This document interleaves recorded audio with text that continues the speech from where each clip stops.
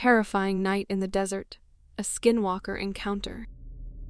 Arid Springs wasn't just a name, it was a description. A town that had withstood the test of time and the relentless heat of the desert.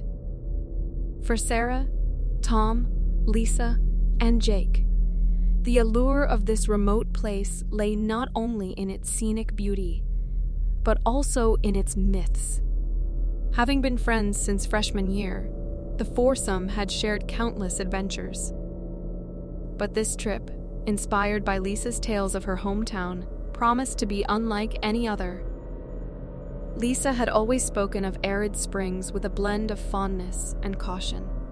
Her stories filled with the vibrant history of the town and its people, but also with darker legends whispered only in the dimming light of evening.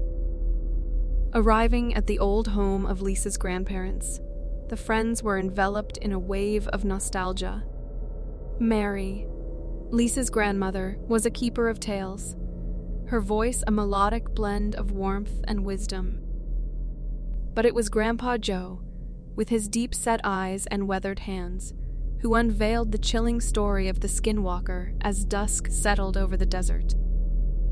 As the tale went, the Skinwalker was an entity born of betrayal and dark rites.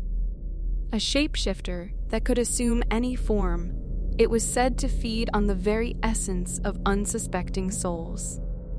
Its most terrifying feature was its eyes' gateways to an eternal void. Sarah, ever the thrill-seeker, proposed a midnight venture into the desert.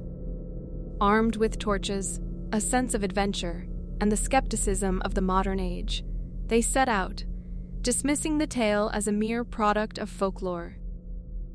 But the desert, under the vast starlit sky, had other plans. The initial hours were filled with awe. The beauty of the desert at night was hypnotic.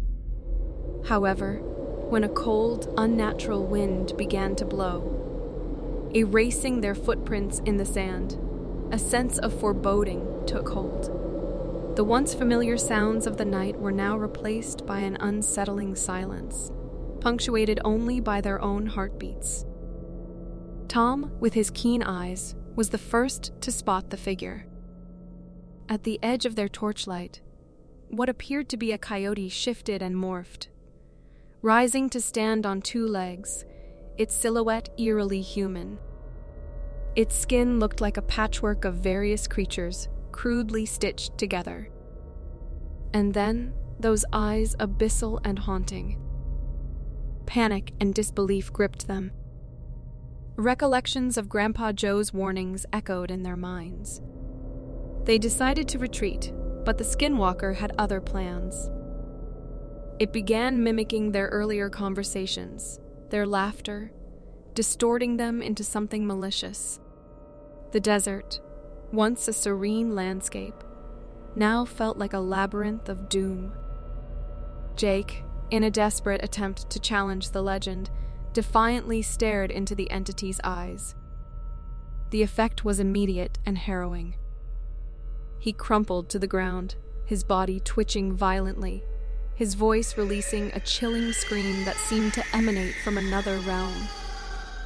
Refusing to abandon their friend, the trio rallied. Lisa, drawing upon memories of her grandmother's chants, began singing a song that spoke of protection and light. Sarah and Tom, using their jackets, fashioned a makeshift stretcher for Jake. Hours felt like days. With each step, the weight of the desert's legends bore down on them. Just when all seemed lost, they stumbled upon a circle of ancient stones, each etched with symbols of the desert's earliest inhabitants. Within this circle, the Skinwalker's power seemed diminished. Its form wavered, its mocking voices became distant whispers.